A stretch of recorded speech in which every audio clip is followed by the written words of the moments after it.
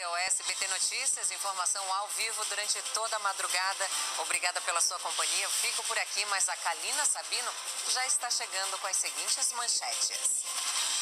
Polícia prende no Nordeste suspeito de matar um policial durante operação no Jacarezinho, no Rio. Assassinato desencadeou 10 dias seguidos de tiroteios e morte de 7 pessoas. Ele estava numa situação de conforto, achando que não seria descoberto. Ainda no Rio, divisão de homicídios passa a investigar caso do homem que foi à polícia fazer uma denúncia e acabou morto dentro da delegacia. O cara vai matar aqui na 45. Eles vão matar, pode saber que eu estou morrendo hoje. Operação na casa do presidente do Comitê Olímpico Brasileiro, Carlos Arthur Nussmann, apreende quase R$500 milhão, além de carros. De acordo com as investigações, há indícios de que Nussmann atuou como intermediário no esquema de compra de votos para a escolha do Rio como sede da Olimpíada de 2016.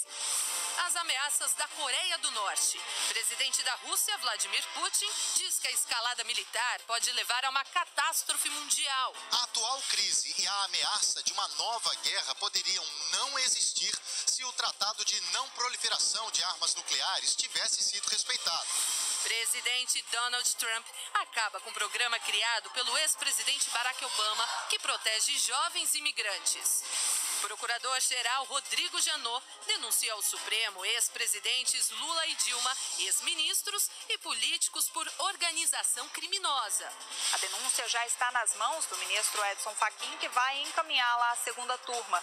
Lá, os ministros decidirão se os acusados viram réus na Lava Jato. Janot também pediu a revisão do acordo de colaboração da JBS. Conversas gravadas pelos executivos da empresa revelam omissão de informações e citam 3 ministros do Supremo Tribunal Federal. Polícia Federal encontra malas e caixas de dinheiro em apartamento na Bahia que estaria sendo usado pelo ex-ministro Gedel Vieira Lima, do PMDB. A polícia chegou até o apartamento depois de receber uma denúncia feita por telefone. Presidente interino da República, Rodrigo Maia, assina acordo de recuperação fiscal do Rio de Janeiro e chora. Furacão Irma atinge categoria máxima da escala de potência e torna-se o mais poderoso fenômeno natural registrado no Oceano Atlântico. E Beyoncé vai ser a estrela de um show beneficente para as vítimas do furacão Harvey.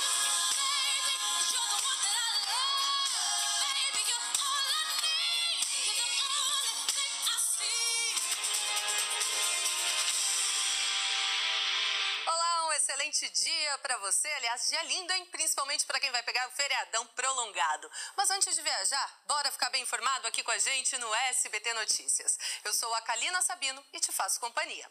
De olho no relógio, agora são 3h21. E eu começo falando de um assunto grave e recorrente em São Paulo. Criminosos e PM se envolveram em mais uma troca de tiros. 2 bandidos foram mortos esta noite após uma perseguição policial na região do Tatuapé, na Zona Leste. O repórter Marcelo Bittencourt tem as informações. Bom dia, Marcelo. Conta pra gente o que deu início a essa perseguição. Excelente dia para você também, Kalina. Olha, o objeto de desejo dos bandidos e o que despertou a atenção dos policiais foi exatamente esse carro ou o que sobrou dele. Esse veículo, Kalina, foi roubado em Bauru, interior de São Paulo, na tarde de ontem. Os 2 suspeitos que estavam aqui no carro, eles seguiram então, vieram aqui para a capital paulista. Já no início da noite, quando eles passaram pela ponte aqui na zona leste da capital paulista, Vila Guilherme, Marginal Tietê, policiais militares desconfiaram, puxaram a placa e deu que esse carro tinha sido roubado. A partir daí teve início uma intensa perseguição. Próximo aqui do distrito policial de número 10, no bairro da Penha, o motorista acabou se perdendo no trânsito. Ele tentou fugir, Kalina, pela calçada, mas bateu violentamente no poste. A gente percebe que a frente do carro ficou completamente destruída. De acordo com a versão dos policiais militares, os 2 homens desceram e começaram a atirar. No confronto, eles foram baleados. O resgate foi chamado, os paramédicos ainda tentaram estabilizar e eles foram levados para um hospital aqui mesmo da região, Kalina. A informação que nos chega é que eles não resistiram aos ferimentos e acabaram morrendo. O caso está sendo registrado exatamente aqui no Distrito Policial de número 10, mas vai ser investigado pelo Departamento de Homicídios e Proteção à Pessoa. Boa notícia é que nesse confronto nenhum policial ficou ferido. Voltamos com você, Kalina. Obrigada, Marcelo. E a Anistia Internacional pediu que o Ministério Público investigue a morte de 10 criminosos em uma operação da Polícia Civil no último domingo no Morumbi, bairro Nobre de São Paulo. Já o governador Geraldo Alckmin elogiou o trabalho dos agentes. A câmera de segurança de uma casa no Morumbi, Zona Sul, grava a chegada de 2 carros dos criminosos. Um deles arromba a porta com uma barra de ferro. Em um dos veículos está Misael Pereira Bastos, conhecido como Sassá. Ele era o chefe de uma quadrilha especializada em roubos à residência. O alvo foi a casa de um desembargador em 20 de agosto. A casa fica a 2 ruas de onde Sassá e outros 9 criminosos foram mortos por policiais no último domingo. Não, que fome. É tiro, certeza.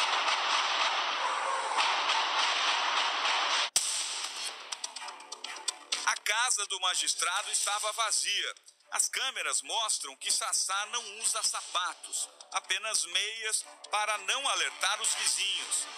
Aqui ele está com uma pistola e se comunica por um celular com os comparsas que estão do lado de fora. Com tudo vazio, outros 2 ladrões do bando entram para procurar joias e dinheiro. Não pouparam nem o quarto de uma criança. Sassá continuou de meias, mas por pouco tempo. Neste vídeo que você acabou de ver, o assaltante conhecido como Sassá furtou um tênis do armário do desembargador antes de fugir. Domingo, quando foi morto por policiais do DEIC, ele usava o mesmo tênis. O filho do desembargador foi até o local onde estavam os corpos e reconheceu o tênis do pai nos pés do bandido morto. Essa outra imagem mostra o chamado grupo de contenção.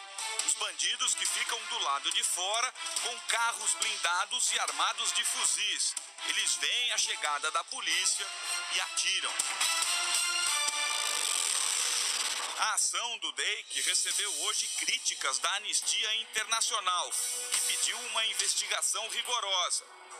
O papel da polícia não é matar. Combate ao crime não é algo incompatível com a proteção e o respeito aos direitos humanos. Já o governador de São Paulo pensa diferente. Ela estava com carros blindados e fuzil, preparada para um enfrentamento extremamente perigoso. A polícia fez um trabalho longo de inteligência, de acompanhamento, monitoramento e conseguiu vencer essa batalha.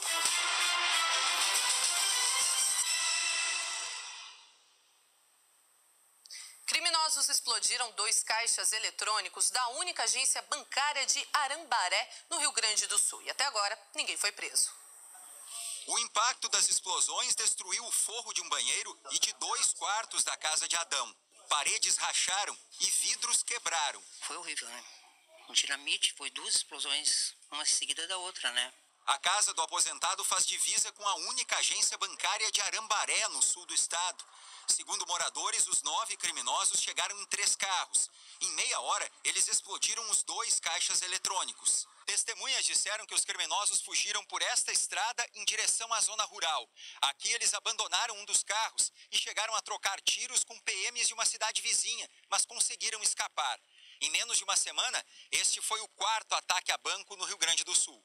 No fim de semana, os bandidos destruíram esta agência bancária de Coronel Bicaco, no noroeste gaúcho. Na cidade de Davi Canabarro, no norte, 2 moradores foram feitos reféns pelos criminosos. Até agora, ninguém foi preso. Eles acabam, muitas vezes, fazendo as ações criminosas em cidades pequenas, onde, por óbvio, até todo o aparato policial, tanto polícia militar quanto polícia civil, ele é compatível com o número de ocorrências daquela cidade e com o número de habitantes. De 2013 para cá, os ataques envolvendo bancos e caixas eletrônicos no Rio Grande do Sul aumentaram 82%. E o número deste ano já alcançou a mesma quantidade de todo o ano passado. É preocupante. A gente sofre muito. Não é fácil. Tensão também em Campina Grande, na Paraíba. Criminosos assaltaram caixas eletrônicos instalados na prefeitura da cidade. Além de fugir com o dinheiro, o bando ainda deixou parte do prédio destruído. Acompanhe na reportagem de Márcio Rangel.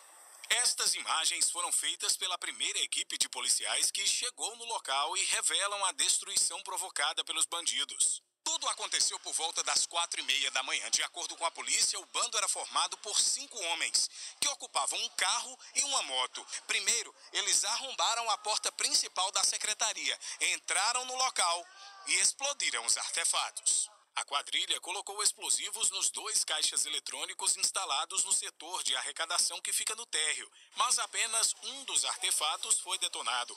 Por conta disso, um grupo do Esquadrão Antibombas da Polícia Militar teve que ser acionado para a retirada do material. Esse artefato explosivo é chamado Metalon, certo? Foi a primeira vez encontrado aqui na Paraíba. Inclusive, ele tem um alto poder de destruição. O trabalho foi longo e bem intenso. As ruas tiveram que ser interditadas e as pessoas afastadas do prédio. Durante mais de 1 hora, os PMs isolaram tudo e só após a retirada dos explosivos é que a perícia teve acesso ao prédio. Ainda segundo a Polícia Militar, se tivessem sido detonados, os artefatos deixados no local poderiam até destruir o prédio. Os ladrões fugiram com todo o dinheiro do caixa que havia sido abastecido. Testemunhas contam que o bando saiu promovendo um tiroteio no meio da rua e, mesmo assim, ninguém foi preso. Por conta do estrago deixado no prédio, ainda não existe previsão para que os serviços da Secretaria de Finanças sejam restabelecidos. E pelo menos 13 pessoas foram presas por suspeita de participação em uma das chacinas mais violentas do ano em Belém, no Pará. Entre os detidos estão 7 policiais militares. Nara Bandeira. 13 pessoas foram presas, entre elas 7 policiais militares. O grupo é suspeito de envolvimento na maior chacina registrada neste ano em Belém. Foram 27 assassinatos entre os dias 20 e 21 de janeiro. Os crimes aconteceram após a execução do soldado da PM, Rafael da Silva Costa. Na verdade, a motivação direta ou indireta era econômica.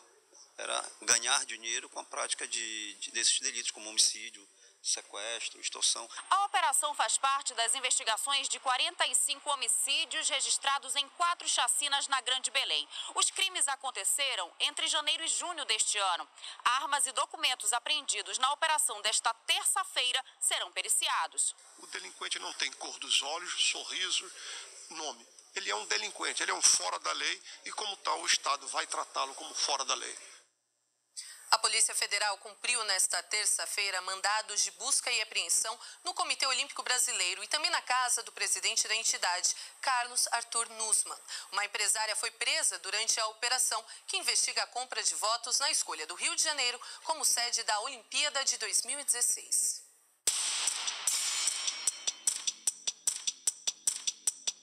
Carlos Arthur Nussmann chegou à Polícia Federal para prestar esclarecimentos.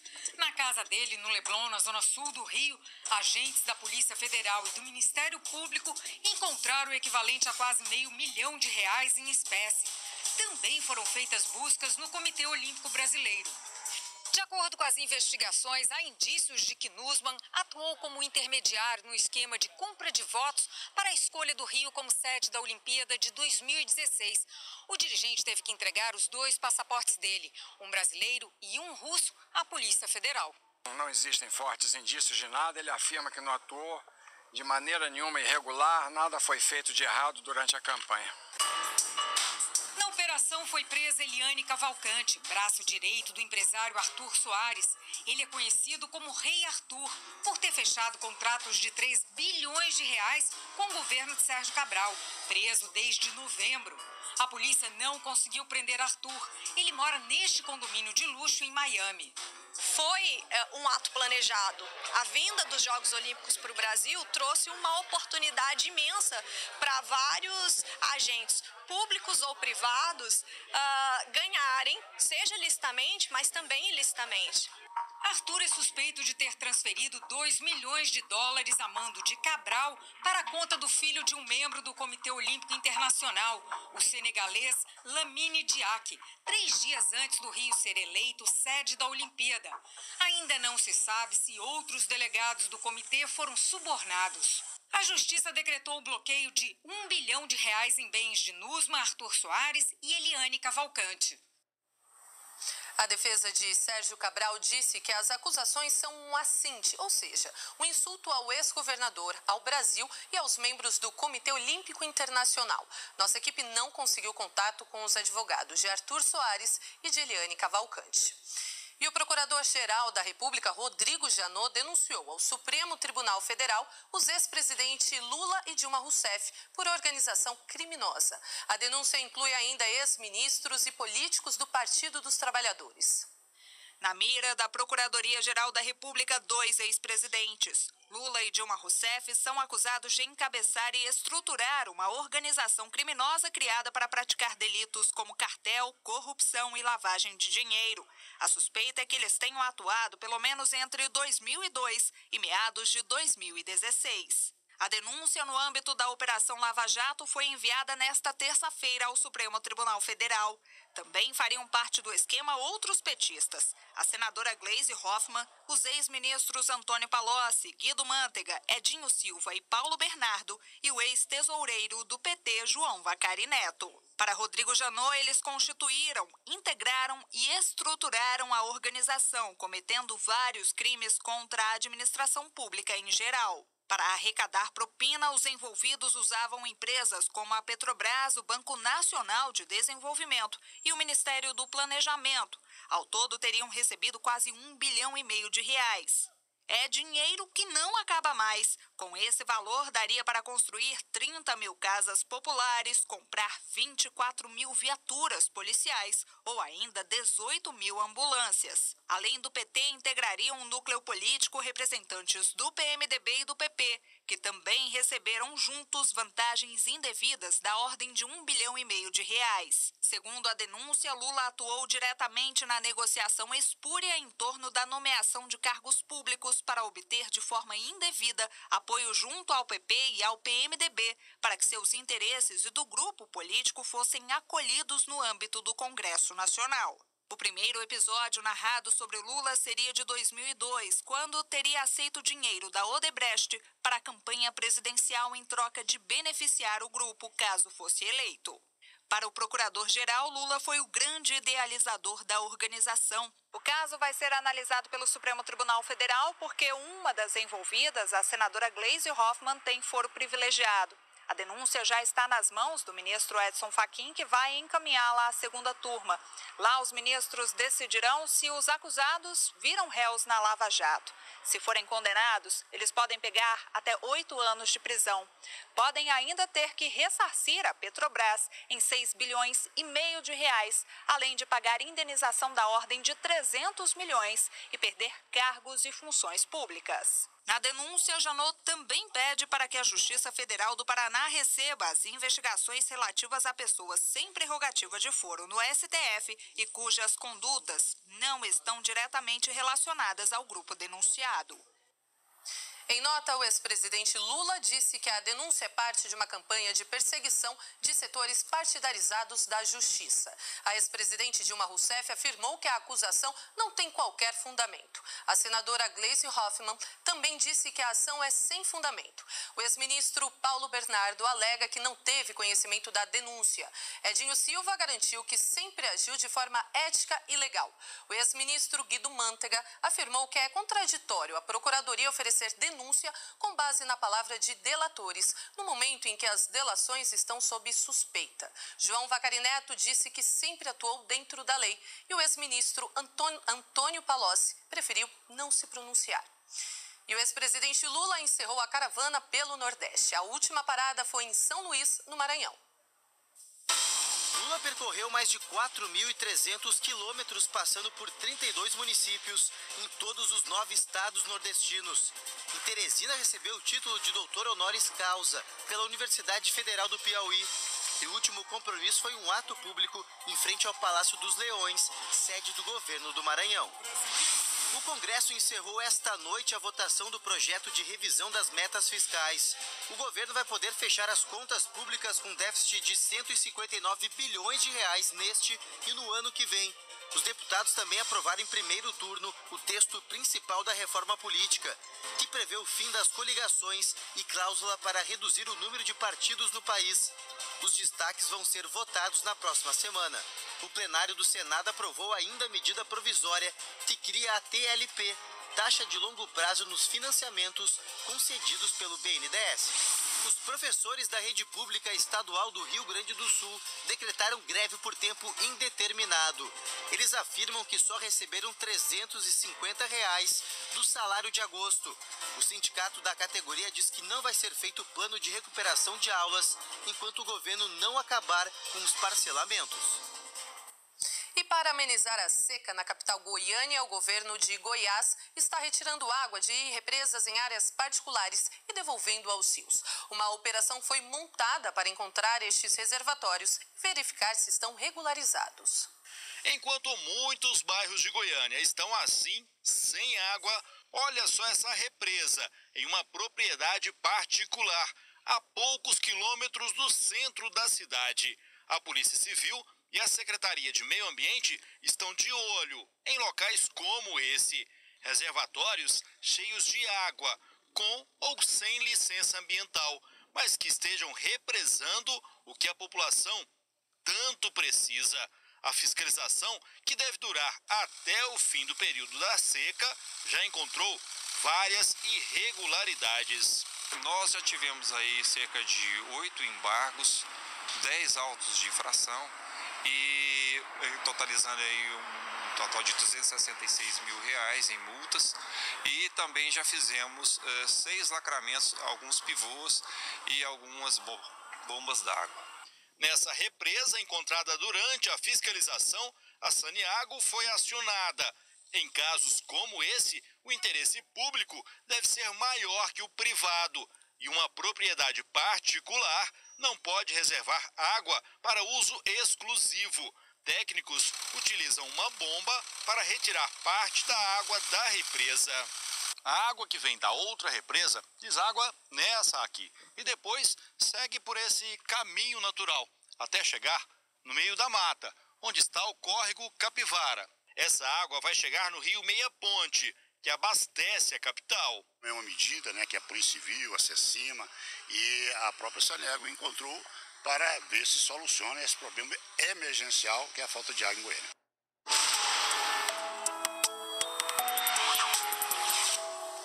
Sol, ar seco e temperaturas altas nessa quarta-feira pelo Brasil. É uma amostra do que vai ser o feriadão, que promete tempo firme e quente. O bloqueio atmosférico que impede a passagem da chuva continua trabalhando a todo vapor e a quarta-feira fica com tempo aberto nessa grande área clara do mapa. Guarda-chuva só para quem está no sul do Rio Grande do Sul e em boa parte do litoral do Nordeste, onde a instabilidade persiste e onde também não esquenta muito. Agora, nas outras regiões, faz calor, viu? Até 39 graus em Cuiabá, 36 em Manaus, 33 em Campo Grande, 26 em São Paulo. E a umidade do ar segue despencando. Fica abaixo dos 20% no centro-oeste. Bom, mas quem já está avistando a folga, dá só uma olhada aqui comigo. Praia garantida no Rio todos os dias, com máxima de até 30 graus. No litoral paulista, pode contar com a parceria do Sol e se encher de protetor solar.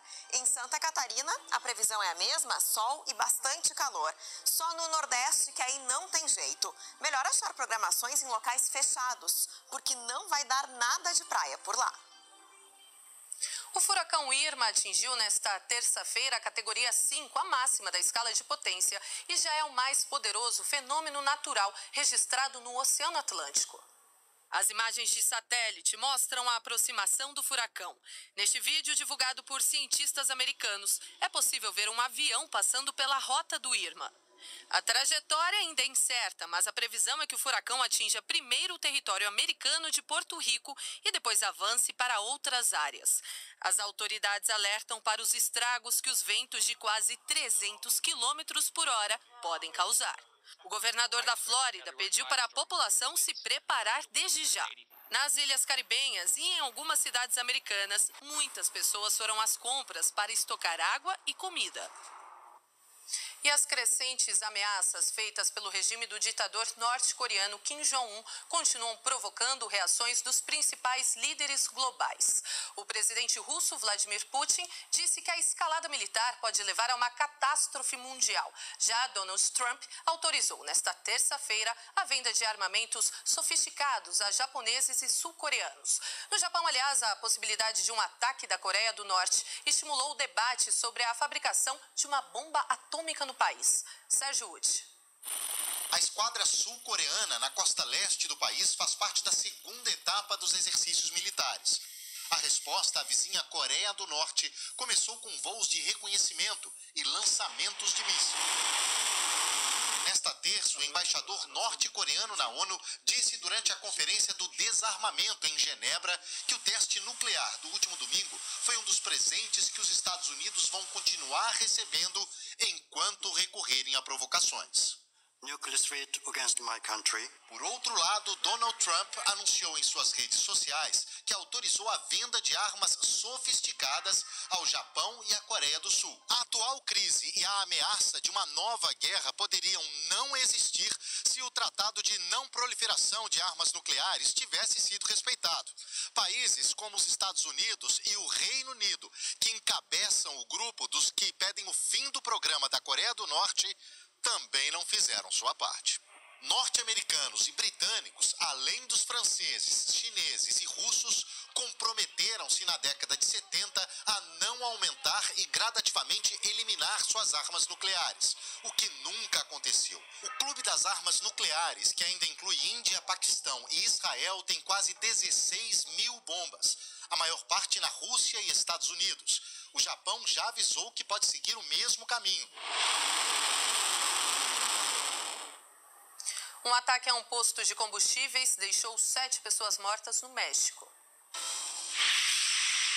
Toda a ação foi flagrada por uma câmera de segurança. As imagens mostram os criminosos chegando em 2 caminhonetes. Eles param, atiram e logo em seguida fogem. O tiroteio aconteceu na noite desta terça-feira na cidade de Guanajuato. Segundo as autoridades locais, entre os mortos estão 4 policiais. Pelo menos uma outra pessoa ficou ferida. Ainda não se sabe o que teria motivado o ataque. Uma idosa afegã de 106 anos que teve o asilo negado pela Suécia sofreu um derrame quando ficou sabendo que seria deportada. Familiares disseram que a refugiada está muito debilitada, de cama e não consegue falar, ver e nem caminhar. A família já entrou com recurso contra a decisão, alegando que o estado de saúde dela a impede de voltar para o Afeganistão. Os pais e a irmã de uma noiva morreram em um acidente de carro a caminho do casamento. As imagens do acidente são impressionantes. Um dos carros vira à esquerda na rodovia e acaba colidindo com outro veículo no sentido contrário, que não conseguiu frear a tempo. O veículo ficou totalmente destruído. Esse acidente aconteceu na República do Daguestão, que faz fronteira com a Rússia. Os 6,5 milhões de assinantes da Sky voltaram a assistir nesta terça-feira aos programas preferidos do SBT, Record TV e Rede TV. 6 da tarde. A família que mora em Osasco, na Grande São Paulo, comemora. A partir de agora, todos poderão acompanhar novamente a programação do SBT. Agora sim. Chiquititas, carinha de anjo, bom de companhia, muito Disney. SBT, Record TV e Rede TV tinham deixado de aparecer na tela dos assinantes da Sky. O motivo foi o fim do sinal analógico na Grande São Paulo e no Distrito Federal. A Sky é a segunda grande operadora de TV a cabo a fechar acordo com a Simba Content, a programadora formada pelos 3 canais. A Vivo foi a única que manteve as 3 emissoras na lista de canais, mesmo depois do desligamento do sinal analógico. No começo do mês passado, a operadora fechou um contrato com a Simba. E quem tem animal de estimação em casa, muitas vezes quer que ele faça companhia em outros lugares, como em restaurantes, cafés, enfim. Antigamente, estes locais proibiam a entrada de pets, mas isso tem mudado. Muitos estabelecimentos agora aceitam a presença de bichinhos. São chamados pet friendly. Os donos adoram a ideia de não ter que deixar os gatos ou cachorros sozinhos em casa. Nada como uma tarde de sol para reunir os amigos, né? Os humanos e os de quatro patas. A gente procura sempre estar nos lugares que aceitam os cachorros e tal, porque a gente consegue se divertir com os nossos amigos e levar os cachorros para conhecer outros cachorros e brincar entre eles, né? A reunião é em um café da cidade, pet friendly, amigo dos animais de estimação. Sempre foram muito bem-vindos, né? Então, assim, é uma coisa que acompanha toda a trajetória da casa mesmo. O estabelecimento é um dos 100 lugares de Brasília que permitem a entrada dos pets. A Júlia adora andar por aí com a Mafalda. Por isso, ela criou uma página na internet para mapear esses comércios. A gente passava o dia inteiro ligando nos lugares, perdia muito tempo até descobrir os lugares. Então foi meio que uma necessidade pessoal nossa. E daí eu comecei a procurar se existia isso e não tinha. Então eu sentei com meu marido e falei, e aí, vamos fazer isso já que não existe? Porque acho que vai facilitar a nossa vida e de outras pessoas. Pelo Mapa Dog é possível ver os lugares que são amigos dos animais. Os donos também podem sugerir e indicar novos estabelecimentos que aderiram a essa ideia. Essa hamburgueria não só aceita os bichinhos, como também preparou um lanchinho bem refrescante só para eles. A gente começou com o sorvete canino, com o biscoito, né? E agora, acho que em outubro já começa o mini burger para cachorro também. O Shih Tzu Guto se comportou no restaurante. Essa é a regra para que ele faça um programinha fora de casa de vez em quando. O sorvete de cachorro é a recompensa por ser bonzinho.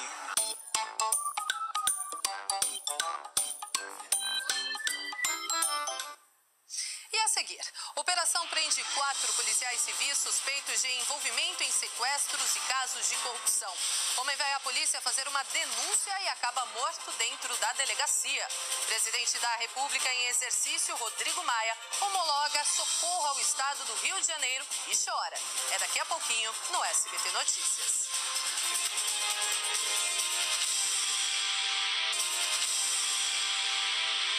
Agora são 3h54 e você acompanha o SBT Notícias. E uma notícia tanto estranha. No Rio, um homem procurou a polícia para fazer uma denúncia e morreu dentro da delegacia. O caso vai ser investigado pela Divisão de Homicídios. No enterro, os parentes do pedreiro esconderam o rosto por medo de represálias. Eles deram gravata no meu cunhado, mataram, só soltaram o meu cunhado morto. Fernando de Oliveira Filho, de 42 anos, teria procurado a polícia no Complexo do Alemão porque achava que estava sendo perseguido por traficantes. Mas em uma mensagem gravada dentro da delegacia, o pedreiro disse que seria morto pelos policiais. Os caras vão me matar aqui na 45. Eles vão matar, pode saber que eu estou morrendo hoje. Em nota, a PM afirma que policiais militares foram acionados para conter um homem que estaria depredando a delegacia e que foi preciso usar armamento não letal para contê-lo. Fernando foi levado para a unidade de pronto atendimento da região com parada cardiorrespiratória. A perícia constatou que ele morreu por trauma torácico e asfixia. O nariz sangrando, a boca sangrando, ele tá com uma imensa rachadura aqui nos peitos. Eles bateram muito no meu cunhado, muito. A investigação seria feita pelos agentes da própria delegacia onde tudo aconteceu. Mas por causa da repercussão, o caso foi repassado para a Divisão de Homicídios, que vai ouvir os parentes da vítima e todos os envolvidos na morte do pedreiro. Por enquanto, o delegado responsável não quis gravar entrevista. A família afirma que até agora não foi procurada pela polícia. Para chegar dentro da delegacia e ser assassinado, um homem indefeso, um homem desarmado, um homem trabalhador, eu peço justiça.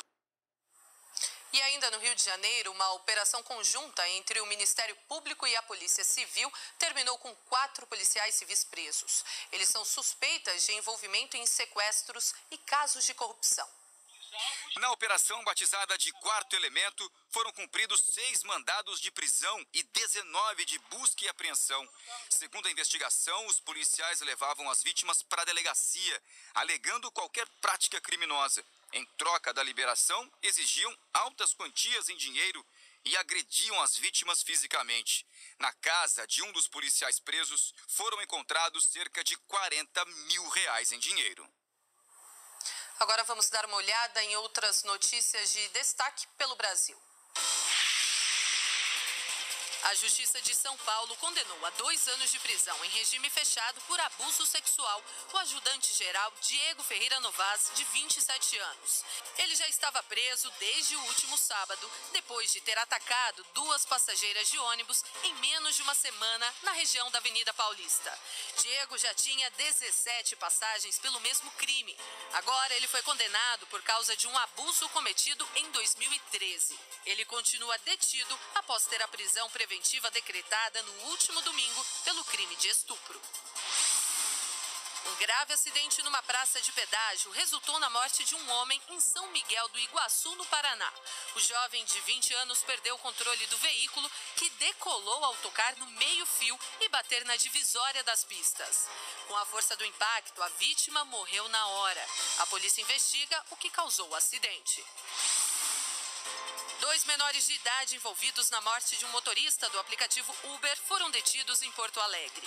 Os menores confessaram a participação no assalto e na execução da vítima.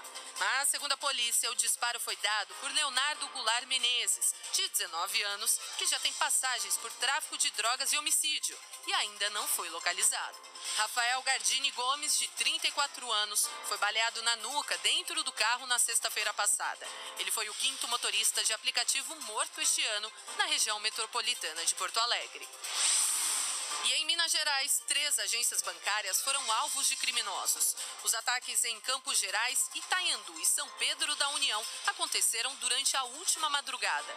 No ataque mais grave, cerca de 20 bandidos armados explodiram a agência da Caixa Econômica Federal em Campos Gerais. Ainda houve troca de tiros durante a fuga. Nestes 3 casos, não se sabe a quantia roubada. E até agora, ninguém foi preso. O feriado está chegando e com ele a necessidade de reforçar a segurança na estrada. A imprudência ainda é uma das principais causas dos acidentes. Bebida e volante não combinam e o resultado dessa mistura muitas vezes é fatal. 6 horas da tarde. A mulher que aparece bebendo cerveja ao lado do colega corretor de imóveis é Nivana Miriam de Melo da Silva. Tudo acontece em um posto de combustíveis de Novo Hamburgo. Foram 4 horas de comemoração. Por volta das 10 da noite, ela vai cambaleando até o carro, assume o volante e sai a uma velocidade de cerca de 100 km por hora dentro da cidade. Conseguiu dirigir por menos de 2 quilômetros. Acabou provocando um acidente com outros 5 veículos. Em um deles estava Flávia do Carmo Marques de Lima, de 26 anos, que morreu na hora. Viram que ela não estava em condições de dirigir e mesmo assim ninguém fez nada para não deixar ela sair e dirigir daquele estado que ela estava, né? Flávia foi uma das mais de 1.000 pessoas que perderam a vida no trânsito gaúcho em 2017. O quadro geral, então, é que o homicídio de trânsito praticamente no Brasil é impune. Não é por outra razão que cada vez ele cresce mais, né? Limite de trânsito é um cara que sabe que vai sair de carro e bebe até não aguentar mais. E aí a consequência é matar alguém. O acidente da minha filha foi em 2013. Nós vamos completar 4 anos e o processo está parado. Francisco não esquece a madrugada daquele 16 de novembro. Tinha uma sala lá no pronto-socorro, uma maca e com um lençol em cima. E até então, tu não acredita, uma ferida assim, incurável, com certeza.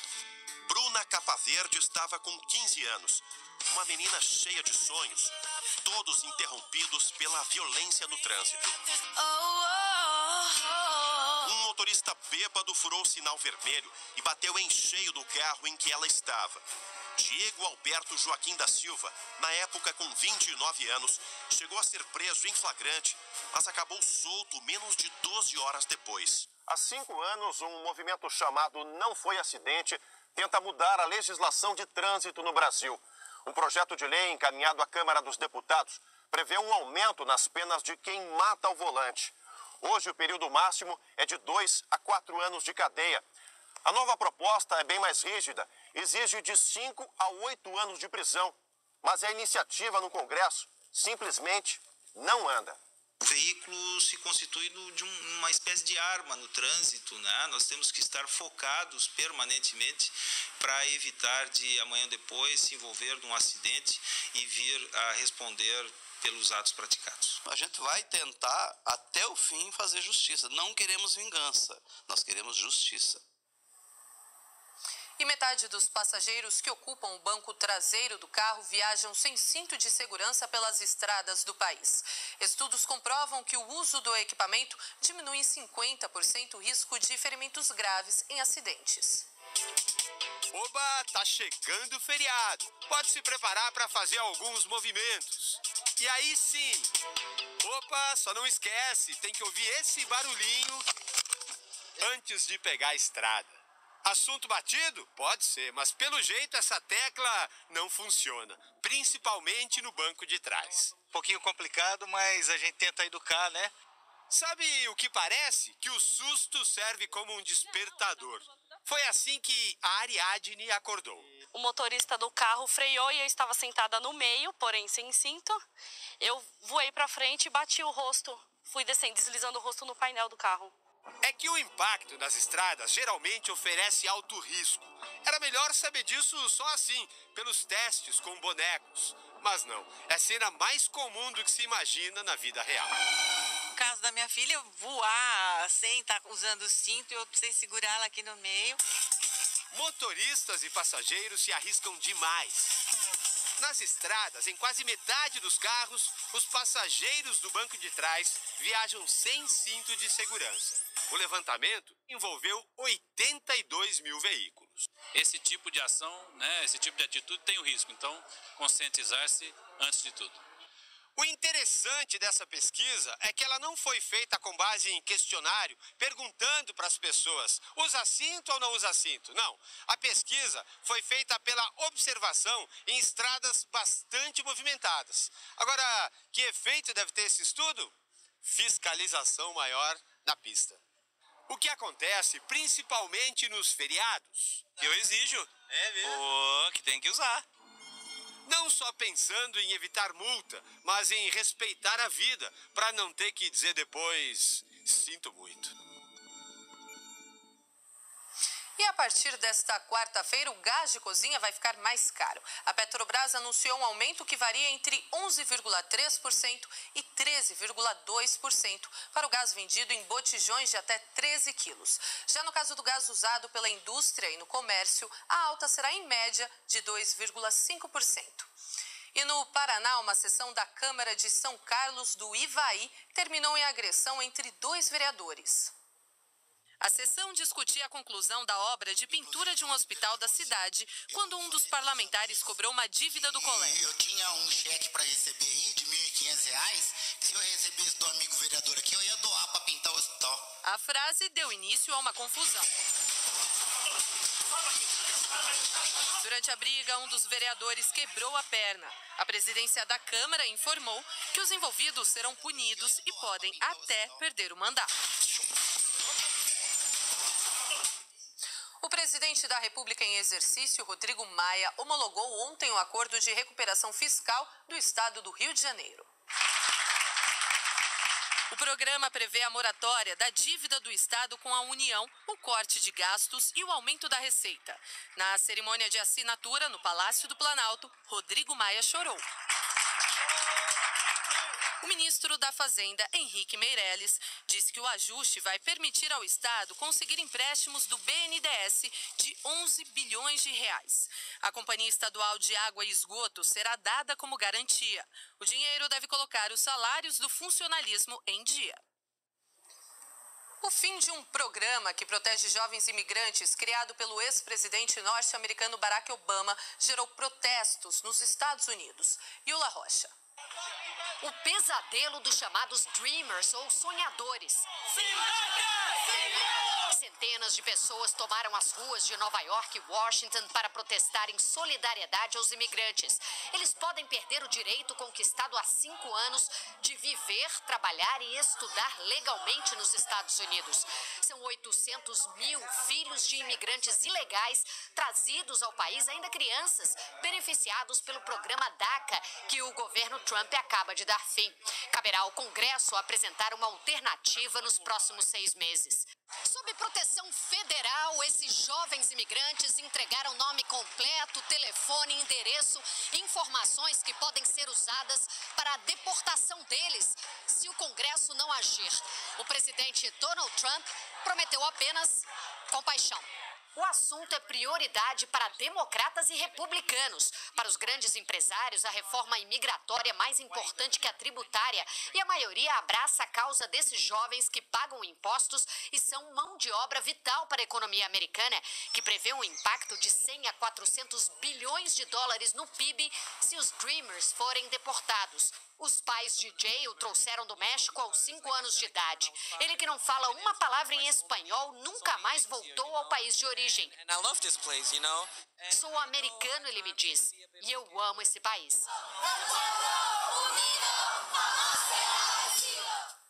A justiça francesa decidiu multar a revista que publicou fotos da duquesa de Cambridge, Kate Middleton, fazendo topless. Pelo menos 6 funcionários da revista Closer foram punidos. Os executivos e fotógrafos da revista terão que pagar o equivalente a cerca de R$185 mil a Kate e outros 185 mil para o príncipe William. Inicialmente, os dois teriam pedido mais de R$5 milhões em indenização. O momento íntimo do casal real foi capturado por um paparazzi em 2012 em Provença, na Riviera Francesa. Podem acreditar, a cantora Taylor Swift desbancou a música Despacito e quebrou mais um recorde, olha só. Look What You Made Me Do derrubou o hit Despacito para a segunda posição do ranking das 100 músicas mais tocadas da Billboard. O reggaeton de Luiz Fonsi com o rapper Daddy Yankee estava há 16 semanas em primeiro lugar e por pouco não se tornou a música que ficou por mais tempo no topo das paradas americanas. A faixa, que faz parte do novo álbum de Taylor, Reputation, também quebrou 2 recordes na plataforma de streaming Spotify. Look What You Made Me Do foi a música mais executada durante uma semana e também registrou o maior número de downloads na história do aplicativo.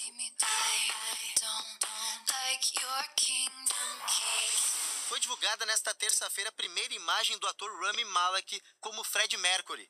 O ator americano vai interpretar o lendário vocalista do Queen no filme Bohemian Rhapsody, que deve chegar aos cinemas em dezembro do ano que vem, e vai contar a trajetória da banda de rock britânica. Se estivesse vivo, Freddie Mercury completaria 71 anos nesta terça-feira.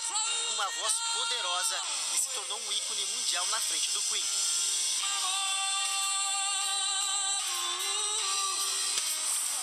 A cantora Beyoncé será a atração principal de um show beneficente para as vítimas do furacão Harvey.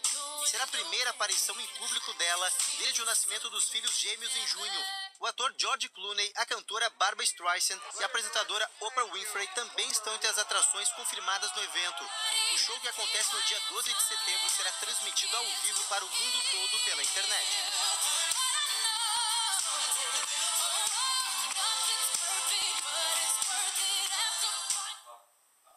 E a seguir, policial reage a assalto e mata 2 criminosos na Grande São Paulo.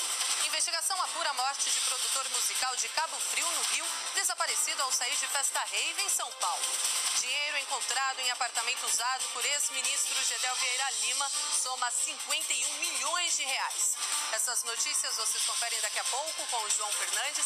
Eu fico por aqui, vou curtir meu feriado e volto só na segunda, tá bom? Tchau, tchau.